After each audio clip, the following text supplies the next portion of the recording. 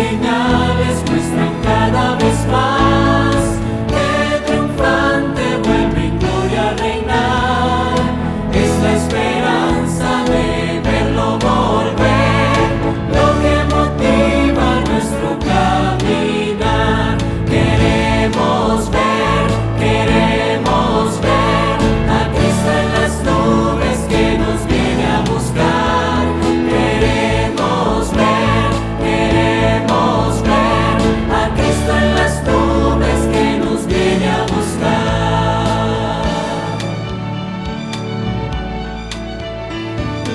Este es el tiempo de la juventud, tiempo de Israel al pie de su cruz. Los que quedamos levantemos la voz y proclamemos que vuelve el Salvador. Es el momento de unidos predicar que triunfante Cristo viene a reinar. No desmayemos, pues el día vendrá y lo veremos en gran majestad. Queremos ver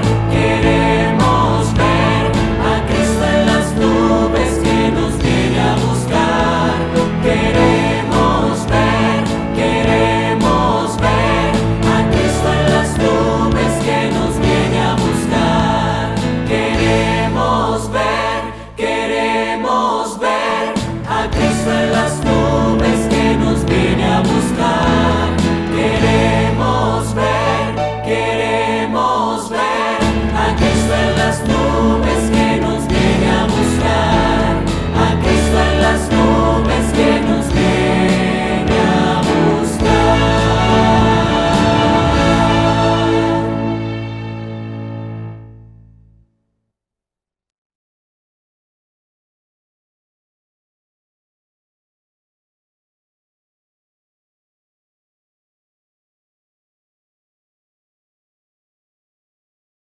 Queridos amigos, estamos muy felices de estar una vez más con ustedes.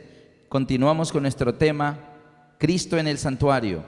Y en esta oportunidad estudiaremos el tema, el Espíritu Santo en el Santuario. Ayer estudiamos hasta la fiesta del Santuario de los Panes sin Levadura. Y vimos cómo Dios ordenaba a su pueblo que debían erradicar toda levadura de sus casas y aún de todo su territorio. No debían comer panes sin levadura por 7 días, y dice, y no será hallada levadura en tus casas ni en todo tu territorio. También vimos ayer lo que la levadura representa en el plan de salvación en la realidad, y es las falsas doctrinas, las creencias que no hacen parte de la verdad de Dios. Vimos ayer cómo nosotros podemos tener en nuestros hogares cosas que pertenecen a las mercaderías de Babilonia, es decir, libros, revistas, música, de pronto modas de vestidos que pertenecen a la antigua vida, a las creencias falsas de este mundo. Hay mucha mercadería que tiene que ver con espiritismo, hay mucha mercadería en el mundo que evoca espiritismo. Y nosotros a veces podemos tener guardado algo en nuestros hogares. El Señor decía, no será hallada levadura en todas tus casas ni en todo tu territorio. Así que vimos ayer la fiesta de los panes sin levadura.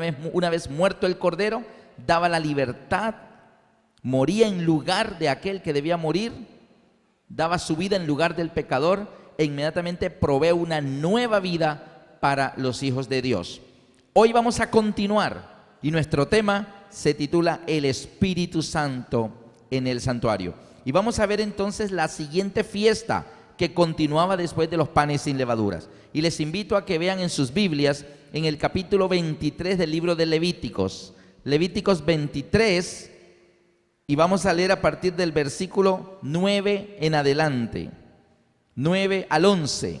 Y dice, y habló Jehová a Moisés diciendo, habla a los hijos de Israel y diles, cuando hayáis entrado en la tierra que yo os doy y seguéis su mies, está hablando ahora de los cultivos, seguéis su mies, traeréis al sacerdote una gavilla por primicias de los primeros frutos de vuestra siega. Y el sacerdote mecerá la gavilla delante de Jehová, para que seáis aceptos delante de él. El día siguiente del día de reposo la mecerá. Ahora viene la siguiente fiesta, dice que será celebrada el día siguiente del día de reposo. Hemos visto en el tema de ayer que la primera fiesta era la Pascua, que se celebraba el día 14 del mes primero. El cordero era apartado el día 10 y 3 días y medio después de que el cordero era señalado, que era apartado para morir en lugar de los pecadores, el día 14, la Pascua, moría el cordero. El día 15 comenzaban los 7 días de los panes sin levaduras, es decir, 15, 16, 17, 18, 19, 20 y 21. Esos 7 días de los panes sin levadura, ellos debían comer panes sin levaduras todos esos 7 días. Y también vimos ayer que el primer día de los 7 días de los panes sin levadura y el séptimo día, es decir, el día 15 y el día 21, eran días de reposo para el pueblo de Israel, eran días de Shabbat. No trabajaban, cayera el día que cayera de la semana, no trabajaban. Ahora bien, el día de reposo al que se refiere aquí es el día 15. El 14, la Pascua, moría el cordero. El día 15, día de reposo, primer día de los panes sin levadura. ¿Cuál era el día siguiente? El día 16 del mes primero. El día 16 del mes primero, y eso se llamaba el día de las primicias. ¿Qué debían hacer el día 16 del mes primero? Debían traer de los primeros frutos, debían traer de la siega las primicias. Y dice que el pueblo debía traerlo al sacerdote al tabernáculo. El sacerdote lo recibía y lógicamente que ese día, dice el versículo 12, y el día que ofrecisteis la gavilla, ofreceréis un cordero de 1 año sin defecto en holocausto a Jehová. Es decir, esas gavillas, esas primicias eran recibidas por Dios a través de un sacrificio de un cordero de 1 año. ¿Está bien?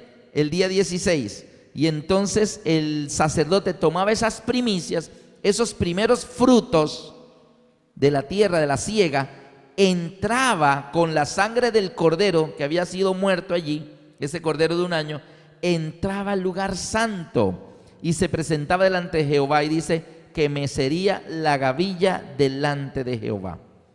El sacerdote es el que intercede por el pueblo que se queda allá afuera esperando delante de Dios que está detrás del velo entre los querubines.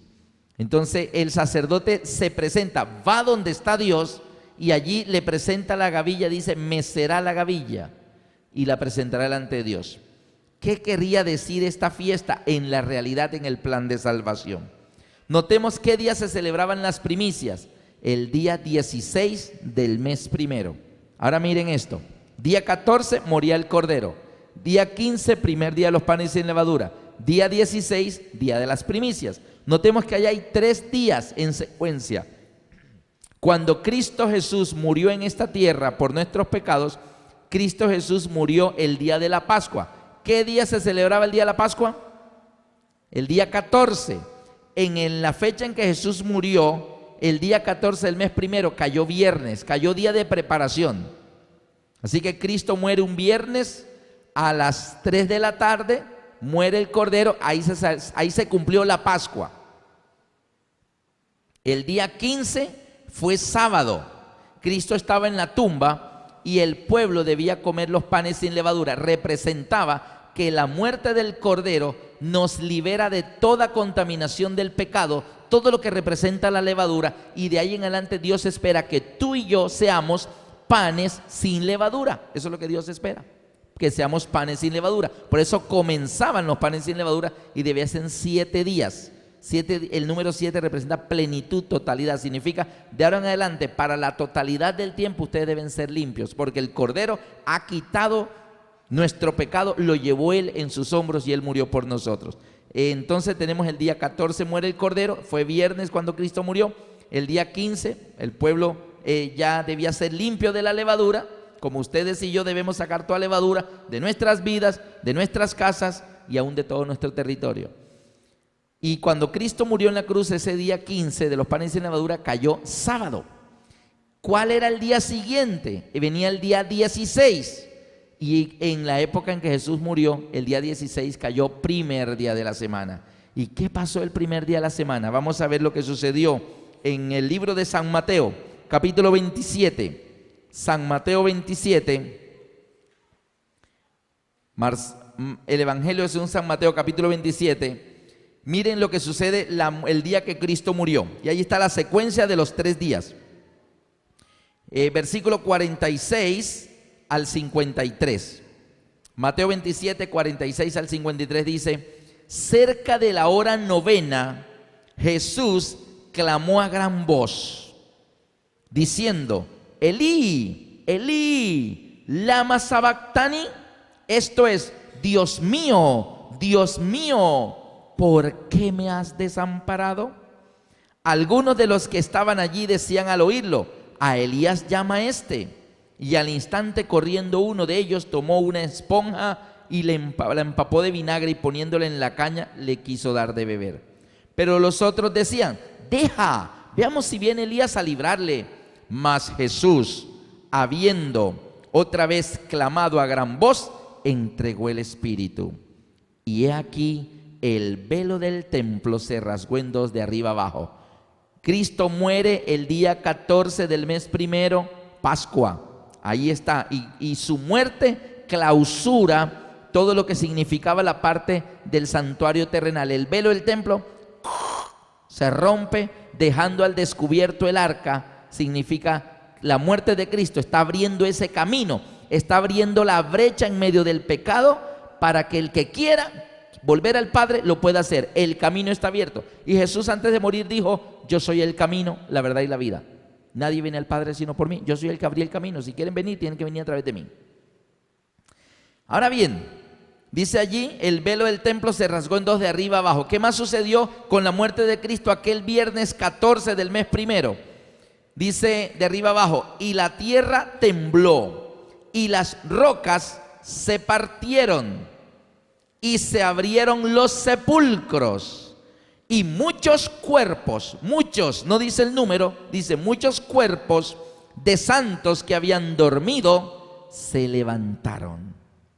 ¿Cuándo se levantaron? Cuando Cristo murió en la cruz. El velo del templo se rasgó en dos, la tierra tembló, las rocas se partieron, los sepulcros se abrieron.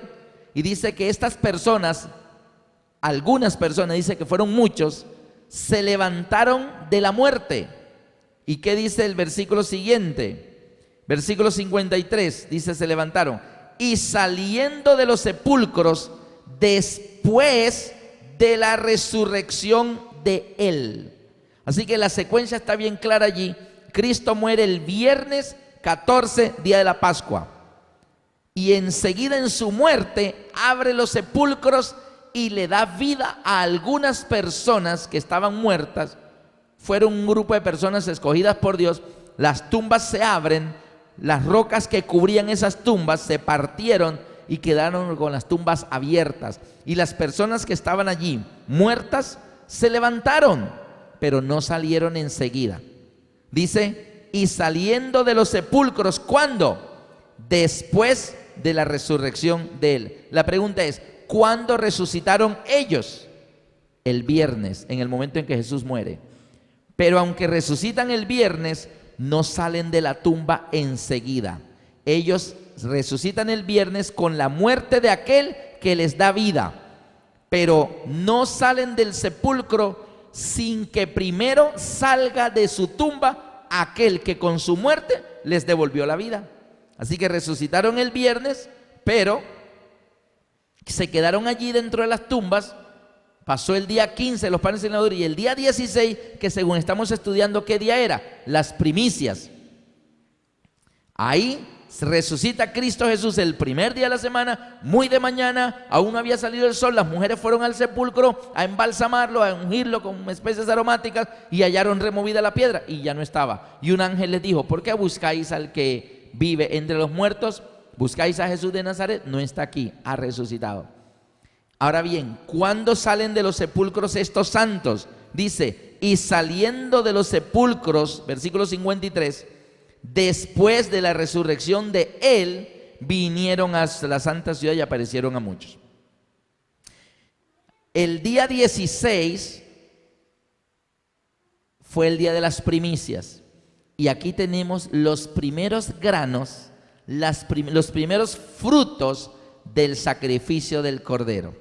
Los primeros frutos se vieron al tercer día, porque Él resucitaría el tercer día y con su resurrección abriría las tumbas de muchas personas y los llevaría.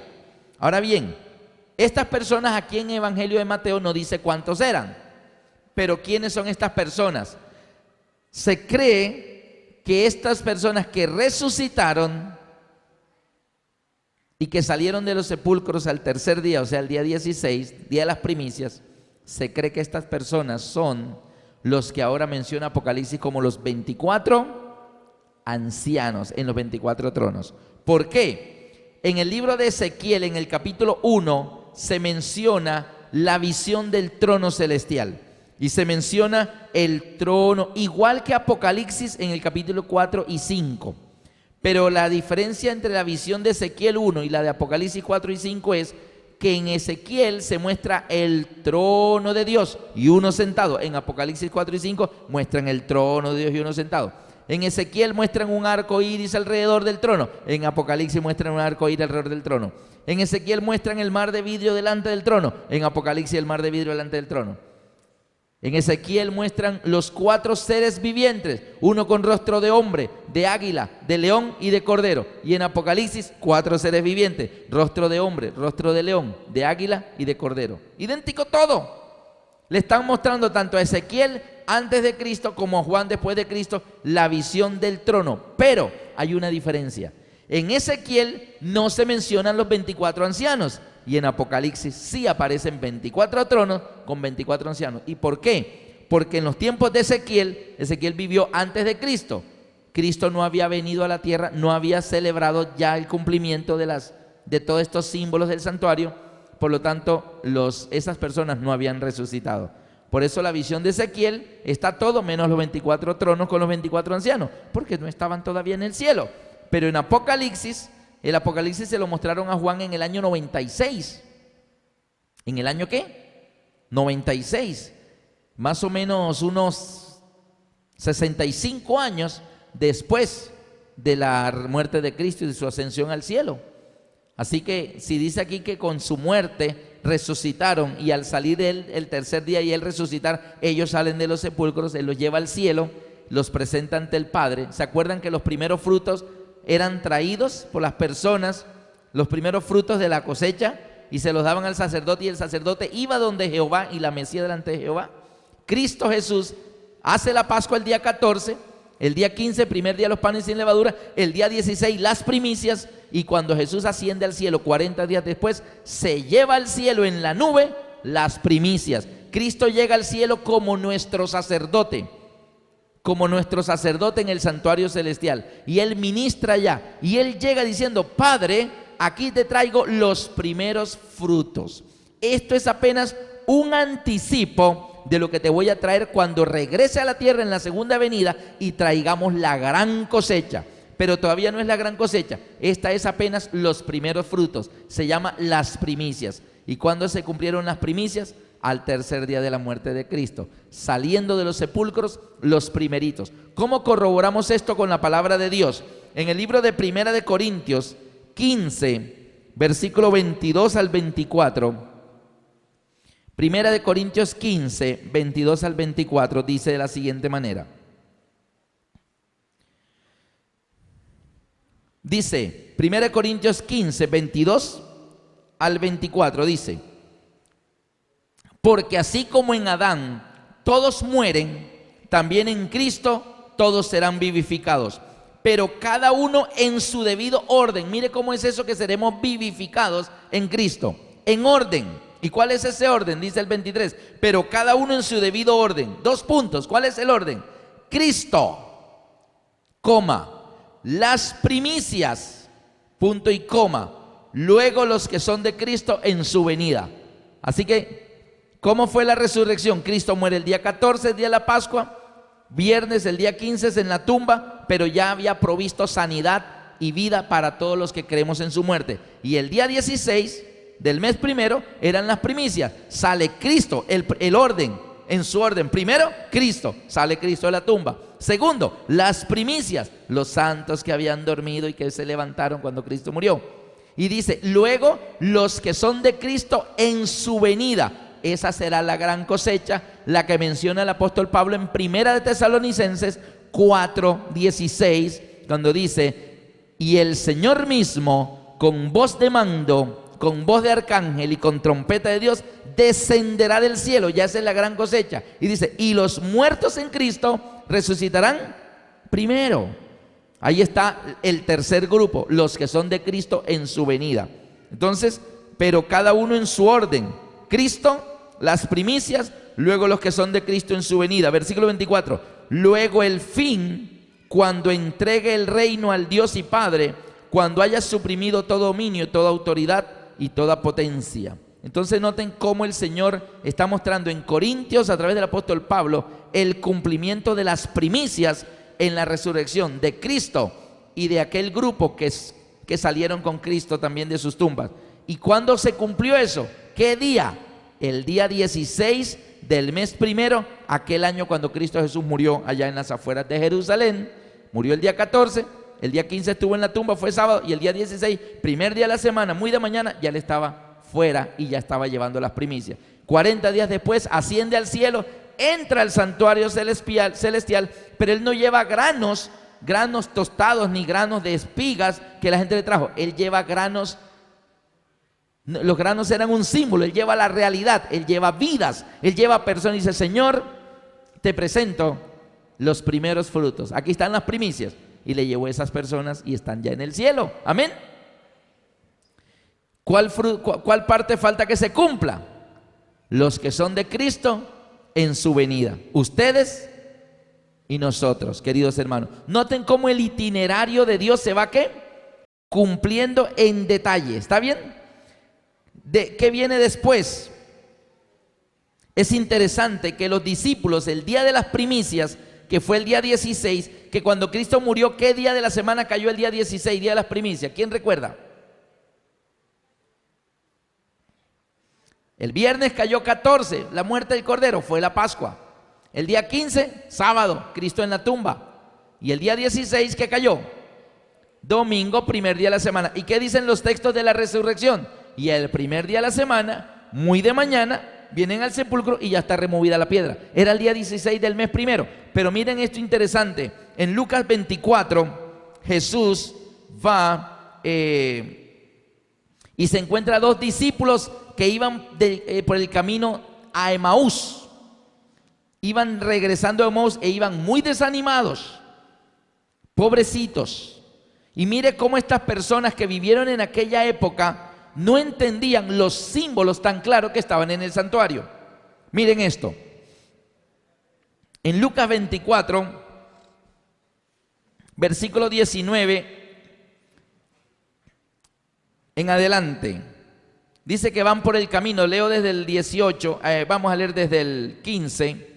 Lucas 24, 15. Sucedió que mientras hablaban y discutían entre sí, Jesús mismo se acercó y caminaba con ellos, los dos discípulos de Emaús. Ellos miraron a ese señor que iba tal vez de viaje también por el mismo camino y iban caminando. Versículo 16. Mas los ojos de ellos estaban velados para que no le reconocieran. Y les dijo: ¿qué pláticas son estas que tenéis entre vosotros mientras camináis? ¿Y por qué estáis tristes? Porque estaban tristes los discípulos del camino de Emaús.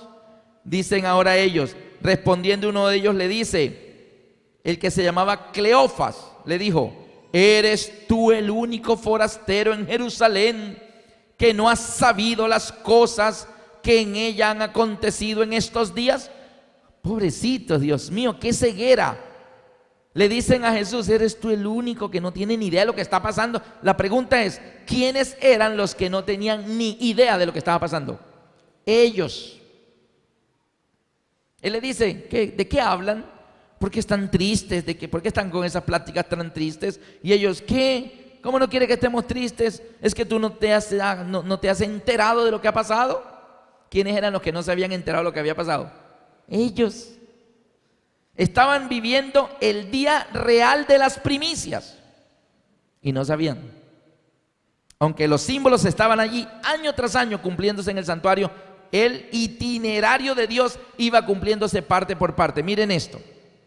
Dice aquí, versículo 19. Entonces él les dijo, ¿qué cosas? Como si él no supiera, ¿no? ¿De qué cosas me hablan? Y ellos le dijeron, de Jesús Nazareno, que fue varón profeta, poderoso en obras y en palabras delante de Dios y de todo el pueblo, y cómo lo entregaron los principales sacerdotes y nuestros gobernantes a sentencia de muerte y le crucificaron.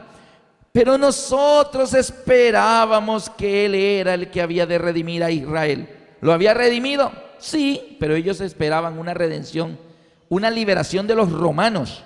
Pero Cristo los estaba librando de un poder peor, el poder de Satanás. Si los romanos eran crueles y esclavizantes, Satanás es más cruel y más esclavizante. Nosotros esperamos que Él era el que iba a redimir a Israel. Y ahora, además de todo esto, hoy es ya el tercer día que esto ha acontecido. Eran conscientes de que el día estaban viviendo, el tercer día. ¿Y cuál era el tercer día? El 14 viernes, la Pascua, muere Cristo. El día 15 sábado en la tumba, primer día de los panes sin levadura. Y el tercer día domingo, primer día de la semana, ya la resurrección, las primicias. Y ellos todavía pensando que Él estaba ¿cómo? Muerto. Ellos me imagino que ese día iban a llevar los primeros granos allá al sacerdote para que las meciera delante de Jehová. Y no sabían que el Cordero ya había sacado de la tumba los primeros granos de la gran cosecha que Cristo vendrá a buscar en su segunda venida. Y que ya estaban por allí apareciendo esas personas, 24 hombres o 24 personas que ya habían salido de la tumba gracias a la muerte de Cristo. Hoy ya es el tercer día, dicen ellos. Versículo 22. Aunque también nos han asombrado unas mujeres de entre nosotros, las que antes del día fueron al sepulcro y como no hallaron su cuerpo, vinieron diciendo que también habían visto visión de ángeles, quienes dijeron que Él vive. Y fueron algunos de los nuestros al sepulcro. ¿Quiénes fueron al sepulcro? Juan y Pedro. Algunos de los nuestros fueron al sepulcro y hallaron así como las mujeres habían dicho, pero a Él no lo vieron. Entonces se les dijo, oh insensatos. ¿Qué palabra está usando Jesús? Oh insensatos. En el último tema de esta serie, de la serie del santuario, vamos a hablar de unas personas que en la Biblia llama insensatos. ¿Se acuerdan quiénes en la Biblia llama insensatas? Eran 5. 10 vírgenes, 5 eran prudentes y 5 eran insensatas. ¿Y qué le dice Jesús a estos 2 discípulos? Oh insensatos. Así que estaban en el grupo de las vírgenes que se salvan o de las vírgenes que se pierden.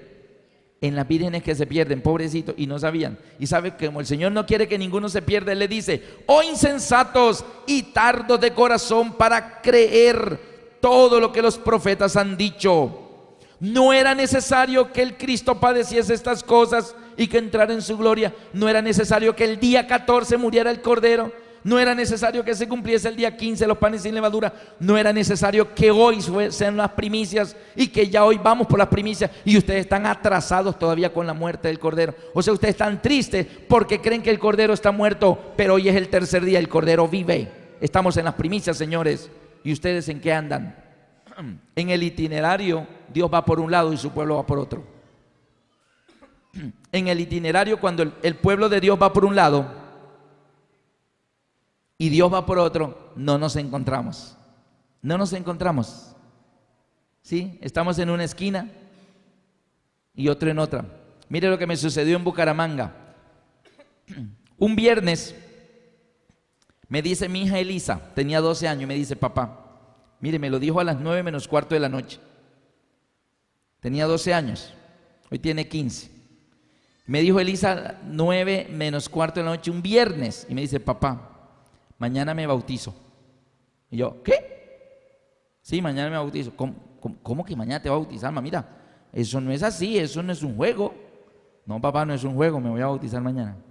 Pero nena, tú no me has dicho nada, tú no te has preparado. Claro, yo me voy a bautizar mañana. Era que iba a ser una sorpresa para ti, pero te estoy diciendo de una vez.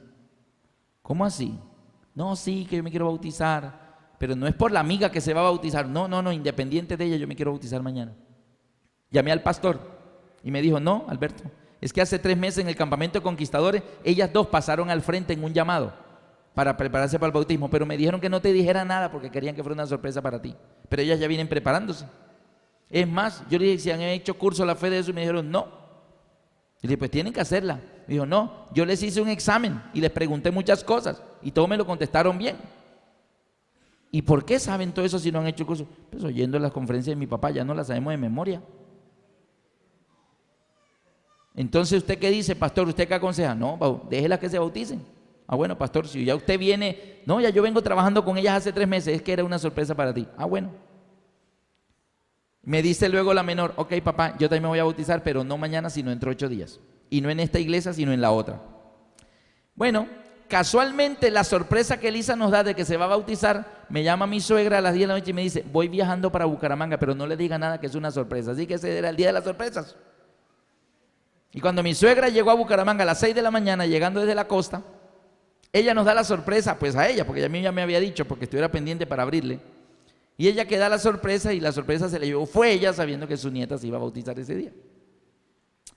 Y mi suegra trajo la cámara filmadora, así que, ay, qué bueno, vamos a filmar el bautismo de Elisa, imagínate. Así que el bautismo fue filmado. Y la segunda nena de 10 años me dijo, yo me bautizo, pero dentro de 8 días en la iglesia Renuévame. Ah, bueno, está bien, en la iglesia Renuévame. Pero mi suegra solo estuvo el fin de semana y se fue, y se llevó con ella la cámara.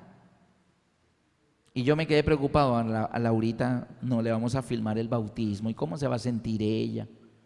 Se va a sentir como triste porque a ella no la filmaron, a la hermana sí, a ella no. Usted sabe cómo son los hermanos, ¿no? Lo que le dan al uno hay que darle al otro, si no se pone a llorar. Así que yo comencé, pues no le dije nada, pero hablé con mi amigo, un amigo que se llama Ricardo, le dije que a Ricardo, me presta la filmadora, es que la niña se va a bautizar. Me dijo, no, yo voy y se la filmo. ¿Seguro? Sí, yo voy. Tranquilo, ¿cuándo voy a bautizar? El sábado. ¿Dónde? En la iglesia Renuévame. Ah, listo, está bien. ¿Seguro, Ricardo? No, cuente conmigo, Manuel Lascarro, yo voy y la filmo.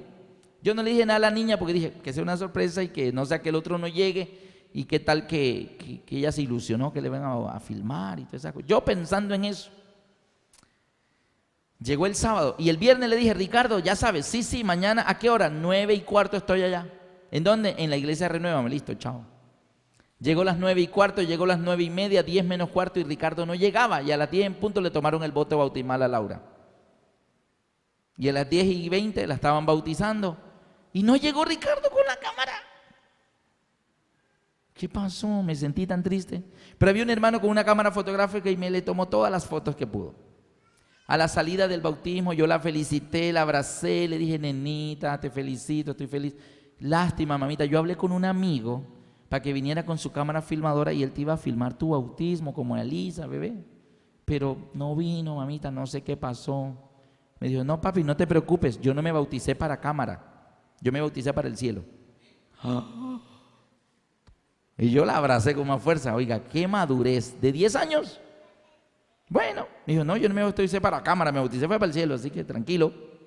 Claro, el lunes yo me encontré con mi amigo Ricardo y dije, oiga, Ricardo, ¿qué pasó, mano? Dijo, eso me dice él, eso le digo yo a usted, ¿qué le pasó? Yo fui a la iglesia y usted no estaba. Yo, claro. No, yo fui a la iglesia y llegué a las 9:15 y yo no lo vi a usted por ningún lado. Claro, yo estuve ahí. Usted estuvo en la iglesia de Renuévame. Yo fui a la iglesia de Renuévame, pero yo no te vi donde estabas tú metido. Sí, y hasta pregunté si habían bautismo. Me dijeron, no, aquí no hay bautismo. Claro, si hubo bautismo. Y comenzamos a discutir hasta que caímos en cuenta de que en Bucaramanga hay 2 iglesias que se llaman Renuévame. 2. La que se reúne en el Coliseo del Colegio Libertad se llama Renuévame. Y la que se reunía en la casa de don Nepo Cartagena también se llamaba Renuévame. Y claro, Ricardo, dijimos, ¿en la iglesia Renuévame? Sí, en la iglesia Renuévame. Y él pensó en la del Coliseo y yo en la de acá. Y él llegó con la cámara y me dijo, y este hermano Lascario, es que bautismo no hay nada. ¿Sabe qué pasa allí? No nos encontramos. ¿Qué pasó con los discípulos de Emaús? No se encontraban. Dios está diciendo, ya estoy en el día de las primicias y ustedes en qué están. Se murió el Salvador. Pensábamos que él era el que iba a redimir a Israel. Se murió. Y ya le estaba resucitado. Ellos estaban llorando por la muerte del Cordero del día 14 y él ya estaba en el día 16, día de las primicias. Ya había sacado los primeros granos de la tumba y los iba a llevar al Padre a mecerlo delante del Padre y decir: Padre, aquí te traigo los primeros frutos, después voy por el resto. Amén. Así que noten cómo el día de las primicias se fue cumpliendo, ¿qué? Con exactitud, cada parte del itinerario de Dios se iba cumpliendo. Vamos a ver la siguiente fiesta. La siguiente fiesta que seguía en el libro de Levíticos. Vámonos a volver al siguiente, la siguiente fiesta, Levítico 23. Vamos a leer del 15 al 22. ¿Verdad? Ya tenemos 3 fiestas: Pascua el día 14, panes sin levadura el día 15, primicias el día 16. Muerte del Cordero el día viernes, Cristo en la tumba el día sábado, pero ya el pueblo de Dios libre porque el velo fue roto, y el día 16 sale de la tumba resucitado y vencedor. Levítico 23, veamos la siguiente fiesta. Hoy vamos a ver solamente 2 y mañana continuamos con las que nos faltan. Dice Levítico 23, 15 al 22. ¿Vamos por qué día? El día 16. ¿Qué dice ahora? 16 del mes primero. Leo Levítico 23, 15 al 22. Y contaréis desde el día que sigue al día de reposo. ¿Cuál era el día que sigue al día de reposo? ¿Cuál era el día de reposo? El día. Estamos hablando de los días de reposo. Contexto santuario. Contexto santuario.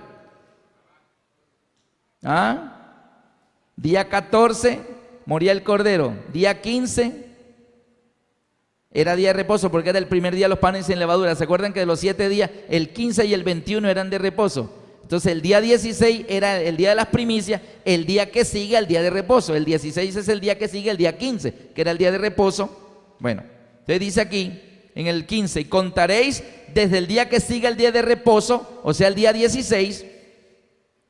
Dice: desde el día en que ofrecisteis la gavilla. Nos queda bien claro que se refiere al día 16. El día que mecían la gavilla era el 16. Entonces dice: contaréis desde el día que sigue el día de reposo, desde el día en que sigue, desde el día en que ofrecisteis la gavilla, será el día 16.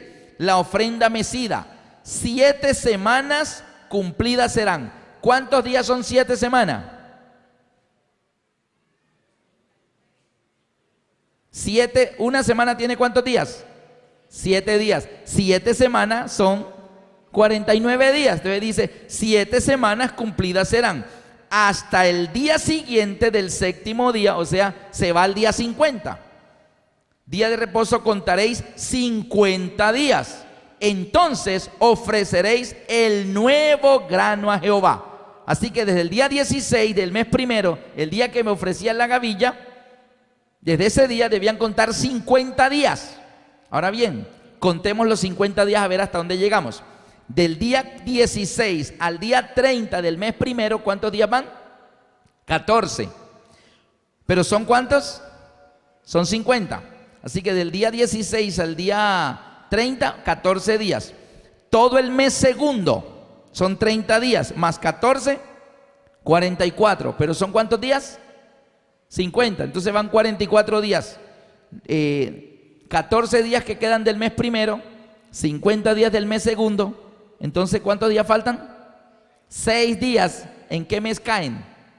Mes tercero. Así que del día 16 del mes primero al día 6 del mes tercero hay 50 días. ¿Qué pasaba ese día? Dice: ese día ofreceréis nuevo grano. Noten que el Señor en las primicias trae los primeros granos de vuestras cosechas, los primeros lo ofrecen. Pero ahora 50 días después dice: tráiganme el nuevo grano nuevo. ¿Qué representan los granos? Ese fruto, ¿qué representa? ¿Qué representa el trigo? Acuérdense la palabra trigo, cizaña. ¿Qué representa el trigo? El pueblo de Dios sincero. La cizaña, los impíos que se revuelven con el pueblo de Dios. ¿Está bien? Así que pues Jesús dice que miró los campos y dijo: he aquí los campos están como blancos para la siega. La mies es mucha, los obreros poco. Orad al Señor de la mies para que mande más obreros a su mies. ¿Y qué se refiere el Señor con la mies? El pueblo de Dios, el trabajo misionero. O sea que el grano representa ¿qué? Personas. Dice que el grano que él ofreció de las gavillas, ¿qué representó cuando Cristo sacó de la tumba? ¿Qué sacó él? Personas. ¿Qué le llevó a Jehová Padre? Personas.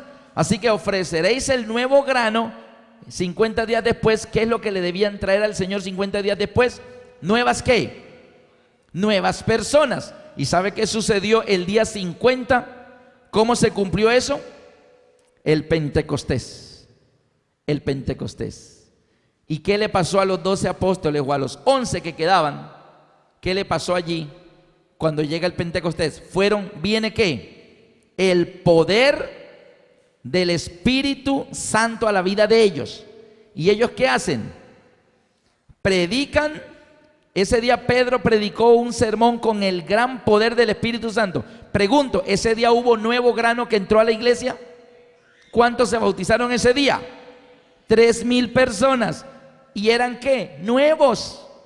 ¿Y qué le trajeron al Señor? Nuevo grano. ¿Está bien? Así que miren la secuencia, desde la muerte del Cordero, la resurrección y todo eso y las primicias. Y ahora 50 días después, con el poder del Espíritu Santo, se trae el nuevo grano. Mire, no podemos traer nuevos granos a la iglesia sin el poder de Dios. Si tú no tienes el poder de Dios en tu vida, tú no puedes traer nuevas personas. Tú necesitas el poder de Dios en tu vida. Antes de salir a predicar hay que arrodillarse. Dios mío, lléname de tu poder. ¿Se acuerdan que Jesús le dijo a los apóstoles? No se muevan de Jerusalén hasta que sean investidos de poder. Y entonces me seréis testigos en Jerusalén, en Judea, en Samaria y hasta lo último de la tierra. Ahora bien, el nuevo grano que debía ofrecerse el día 50 del Pentecostés es: tráiganme nueva gente, vayan y predíquenle, avísenles que el Cordero murió, avísenles que el camino ha sido abierto, que el que quiera venga, porque la sangre paga para todos. Pero les tienen que avisar. Si la gente no sabe, sigue creyendo que está perdida. Háblenles que hay un plan de salvación, tráiganme nuevo grano. Fueron llenos del Espíritu Santo, fueron y les predicaron, y vino nuevo grano a la iglesia. ¿Está claro eso? Y eso ya, la realidad se cumplió ¿dónde? En Pentecostés. Miren por dónde va el itinerario de Dios. Él comenzó a cumplir cada parte y ya vamos por la parte del Pentecostés. Nuevas personas. ¿Qué más se hacía ese día? Dice el versículo 17. ¿Está bien? Leí el 16. Leí el 16. Hasta el día siguiente del 7º día de reposo contaréis 50 días. Entonces ofreceréis nuevo grano a Jehová. Noten allí los nuevos miembros que entran a la iglesia el día de Pentecostés. Pero ¿qué más pasaba a partir de Pentecostés? De vuestras habitaciones, versículo 17.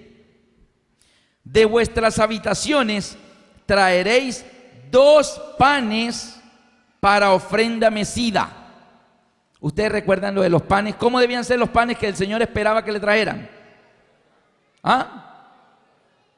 En el día de los panes sin levadura, ¿se acuerdan lo que representa la levadura? Pecado, falsas creencias, falsa doctrina, malicia, maldad, mercadería de Babilonia. El Señor le había dicho: me traen panes sin levadura, ni una levadura ni en vuestras casas, ni levadura en todo su territorio. Ahora el Señor, 50 días después, les dice: me van a traer 2 panes para ofrenda mecida, que serán de 2 décimas de efa de flor de harina. Y dice, cocido, y aquí hay algo interesante, cocidos ¿cómo? Con levadura. Primero pidió panes sin levadura y ahora pide panes con levadura, como primicias para Jehová. Ahora el Señor, además de las primicias del grano, dice que también hay que traerle panes con levadura. Si la levadura representa malicia, maldad, creencias de los fariseos, de los saduceos, creencias falsas, mercaderías de Babilonia, pecado en general, y el Señor quiere que su pueblo sea limpio de la levadura, ¿por qué Él ahora dice que le traigan 2 panes con levadura? ¿Por qué? Porque ahora, llenos del poder del Espíritu Santo, su pueblo debe ir y llevar las buenas nuevas de salvación, de que Cristo nos da la salvación, y traer a los pecadores a Cristo. O sea, tráiganme personas con pecado. Tráiganlos con pecado, porque yo soy el que les quito los pecados. No trates de quitárselo tú. Tú no trates de quitarle la levadura, porque la levadura solo la quito yo. Tráeme a las personas como están. Nosotros los cristianos, los predicadores, tenemos la tendencia de purificar a la gente primero nosotros, para que sean dignos de traerlos al Señor. No hay nada más lejos de la realidad del plan de Dios. A las personas que son pecadoras hay que traerlas a Cristo así, porque el que les quita el pecado es Él, no la iglesia. ¿Está bien? Entonces es ahí donde como iglesia tenemos que entender que al predicarle a la gente, ¿quiénes son los que necesitan el médico? ¿Los sanos o los enfermos? Los enfermos. Pero al enfermo de drogadicción no lo traemos a la iglesia, porque después daña a los demás jóvenes. A ese drogadicto no lo lleve. Uy, no. Una manzana podrida daña a las demás. Pero el Señor está diciendo aquí, tráelos, llámalos, diles que yo les doy salvación, diles que yo les puedo quitar esa levadura. Solo yo se la puedo quitar, porque la levadura la quita el Cordero con su sangre, no tú. ¿Está bien? No sé si recuerdan la experiencia del pastor Bullón. El pastor Bullón cuenta muchas experiencias. A mí me impacta mucho cuando el pastor Bullón habla y dice, recuerdo una experiencia que él habla de un muchacho que se llamaba Alexandre. Y decía, el pastor Bullón inicia la historia diciendo, Alexandre era un delincuente. Una palabra fuerte. Alexandre era un bandolero. Alexandre se daba disparos con la policía, era el jefe de una banda de asaltantes que sembraba el terror en el sur de la ciudad, una ciudad brasilera ya. Y dice que una vez en un tiroteo con la policía, Alexandre una bala le pasó rozando la cabeza y cayó desmayado a la cuneta de la vía y el pasto lo cubrió. La banda de Alexandre fue acribillada por la policía y fueron levantados los cadáveres, pero nadie miró que allí debajo de la hierba estaba el cuerpo de Alexandre, el delincuente principal. La policía se fue y no vieron a Alexandre. Alexandre recuperó el conocimiento a altas horas de la madrugada. Se tocaba aquí, veía sangre y notaba aquí donde la bala había rozado su cráneo y fue consciente qué tan cerca estuvo de la muerte. Y el pastor cuenta la historia de ese Alexandre y me impacta cuando el pastor Bullón cuenta una historia allí y luego dice, y hoy Alexandre está bajando a las aguas bautismales, y muestran allí a este hombre bautizándose. ¿Cómo así? Sí, porque para eso es el evangelio. El evangelio es para salvar a los pecadores. Una historia también que nos impacta del pastor Alejandro Bullón es que él cuenta que en cierta ocasión una mujer llamó como a las 9 de la mañana a su oficina y le dijo, pastor Bullón, tengo que hablar con usted urgentemente. Y le cuenta que es urgente hablar con él. Dijo, bueno, estoy aquí en la oficina toda la mañana, puede venir. La secretaria una hora después le dice, pastor, aquí hay una mujer que vino a verlo. Ella dice que tiene cita. Sí, dígale qué pasa. Y él cuenta que la mujer abre la puerta y entra y iba con un vestido muy tallado, alta, unos tacones altos, rubia. Y dice él que algo sintió el extraño, pero él no sabía explicar qué era. La mujer entra y se sienta y le dice, pastor Bullón, lo primero que quiero decirle es que yo no soy lo que usted está viendo. Yo soy hombre. ¿Y el pastor qué? Soy hombre, pastor, soy homosexual. Me visto de mujer, pero yo realmente soy hombre. Y este hombre le cuenta, o esta mujer le cuenta al pastor Bullón, de que desde niño sintió inclinaciones homosexuales y que ya en la adolescencia un día su papá lo sorprendió con otro amigo en relaciones homosexuales en su casa. Y el padre, lleno de ira, los botó, los golpeó y los botó a la calle y le dijo, no quiero saber más, yo no tengo hijo. Lo botó de la casa y le prohibió a sus demás hermanos y a su madre que lo buscaran en la calle y lo echó. Y dice que como todo, ¿no? Este joven quedó pues suelto allí en la calle y que generalmente la gente busca a los iguales, se buscan sus iguales y se unen. Así que él se juntó con gente como él y terminó en la prostitución allí en las calles de Brasil. Y la madre era la única que lo veía a escondidas. Y un día la madre le dijo, hijo, escucha este cassette, y le entregó un cassette. Él tomó el cassette, lo guardó por allá, lo echó en alguna gaveta y nunca lo escuchó. Pasaron muchos años y él ya era un hombre, pero ahora la homosexualidad había colmado tanto su vida que se vestía y parecía mujer. Si no lo decía, no se sabía que era mujer. Pero pastor, dice él que una noche, una madrugada, eso de las 3, 4 de la mañana, llegó a ese pequeño cuartucho de mala muerte, allí donde medio vivía mal, y se sintió pero tan vacío, y sintió que su vida ya había tocado fondo, que pensó en suicidarse. Y tomó la decisión de: hoy no sale el sol si yo no me quito la vida. No valgo nada, yo no voy para ningún lado. Me quito la vida antes que salga el sol. Y esas cosas que cuando tomó la decisión recordó a su madre, que era la única que lo buscaba y que lo veía por la calle y todavía lo abrazaba y le mostraba su amor.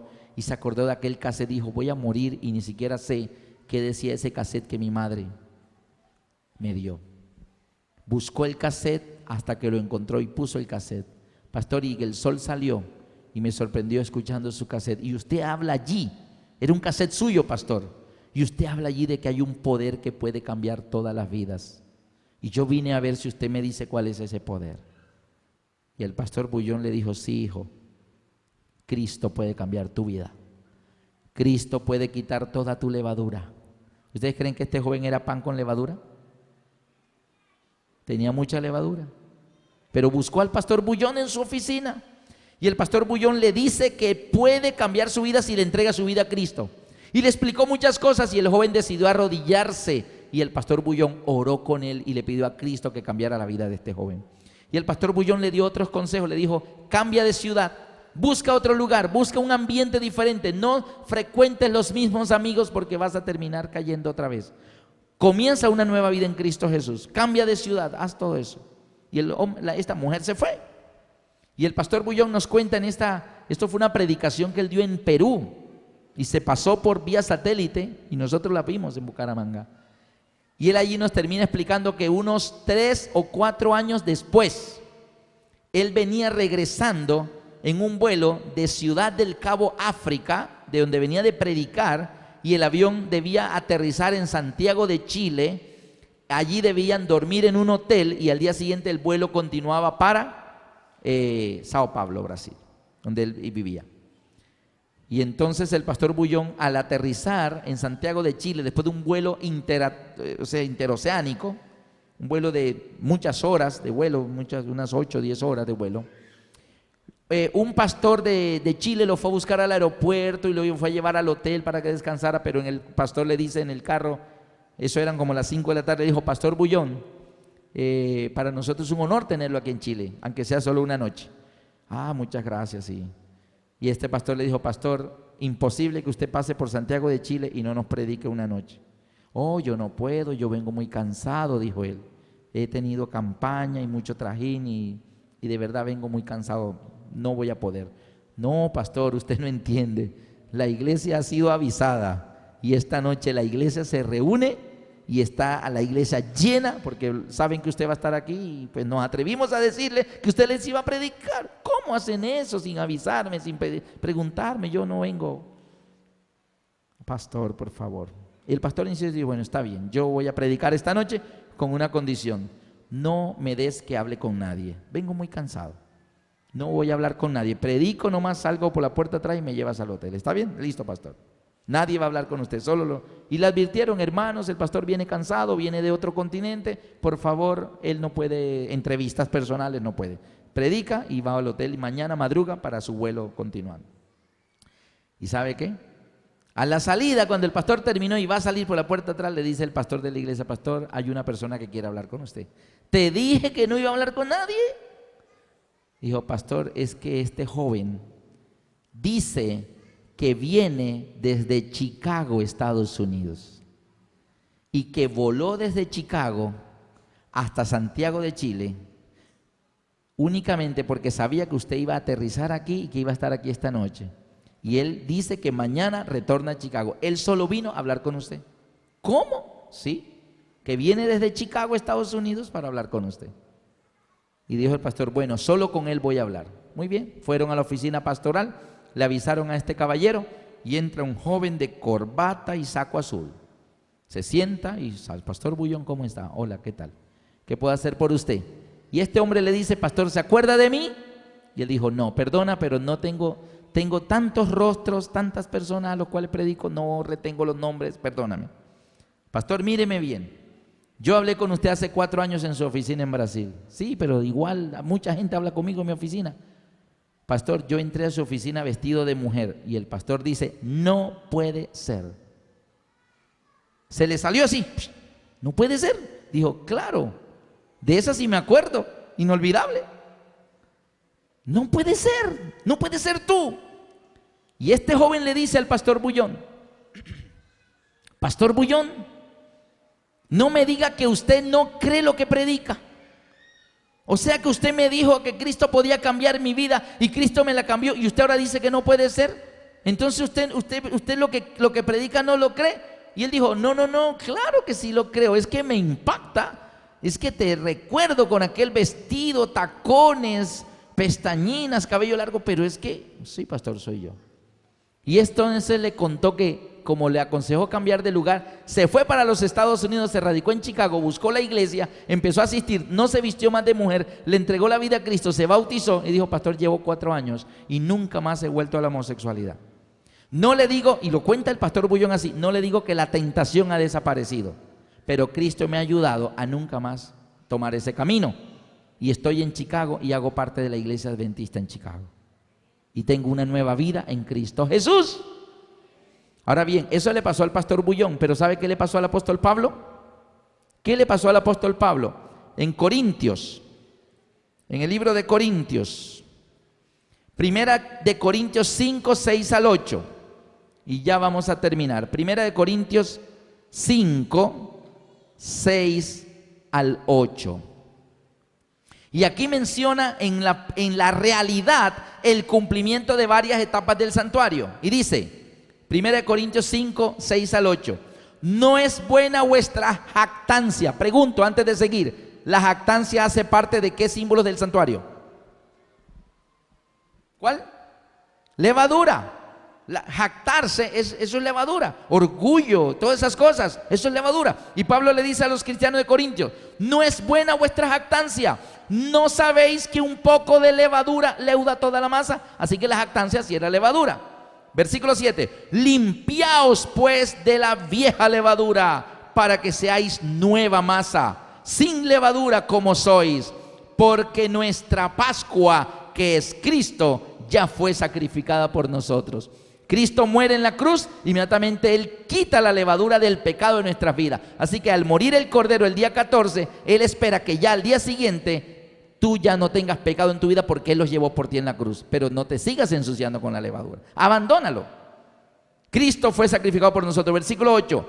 Así que celebremos la fiesta, no con la vieja levadura, ni con la levadura de malicia y de maldad, sino con panes sin levadura, de sinceridad y de verdad. ¿Está bien? Ahí está mostrando el Señor quitar la levadura de aquellas personas. Ahora, el apóstol Pablo, ¿será que vinieron personas que tenían mucha levadura en sus vidas?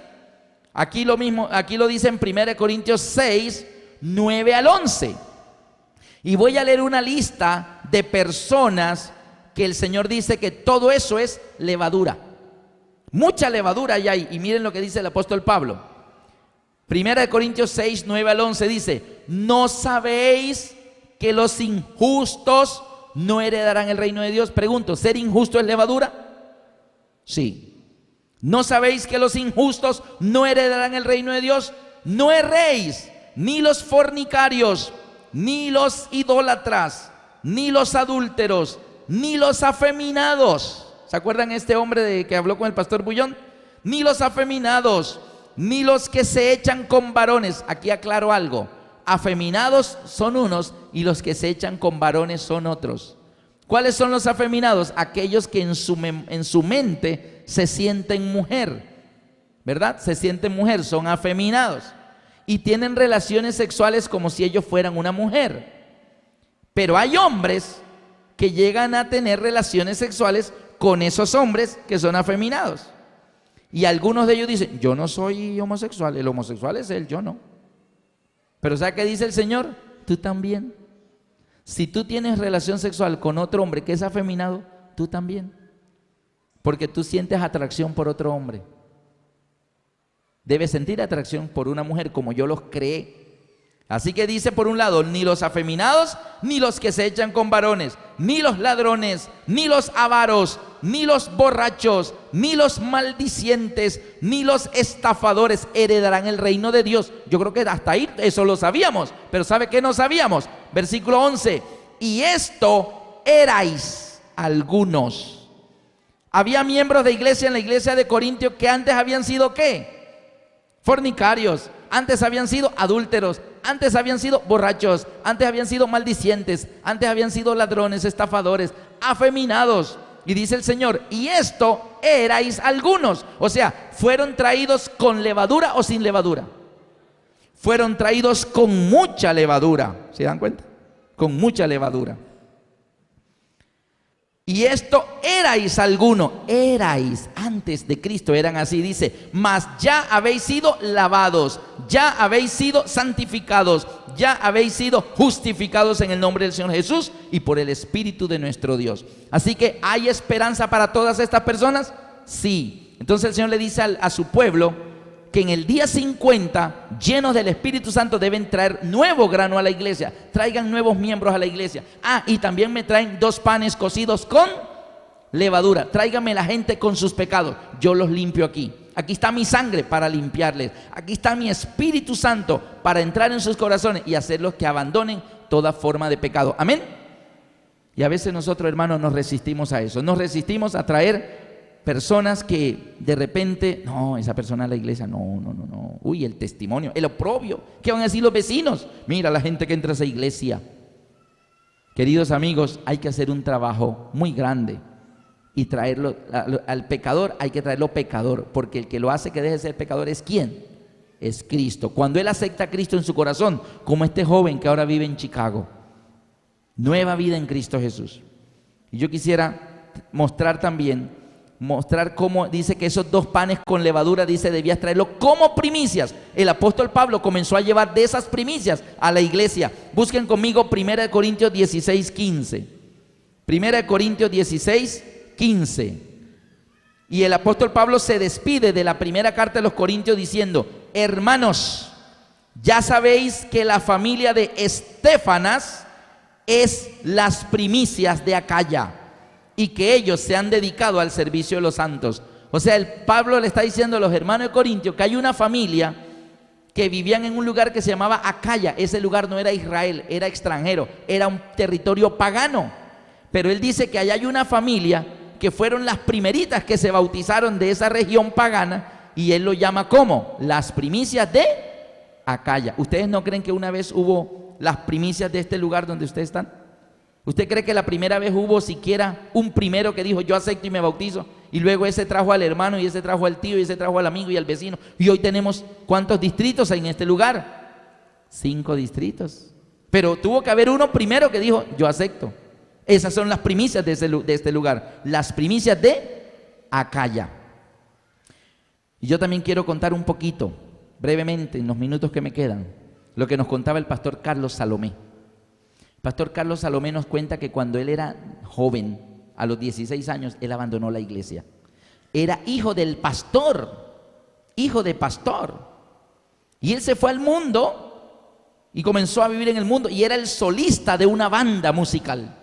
Y animaban fiestas, y bailaban, y tomaban trago y todas esas cosas. Y a veces en plena fiesta, en la madrugada, él veía como por la puerta de la fiesta entraba su papá. Y le decía al amigo, llegó mi papá, le entregó el micrófono y salía huyendo por aquella puerta.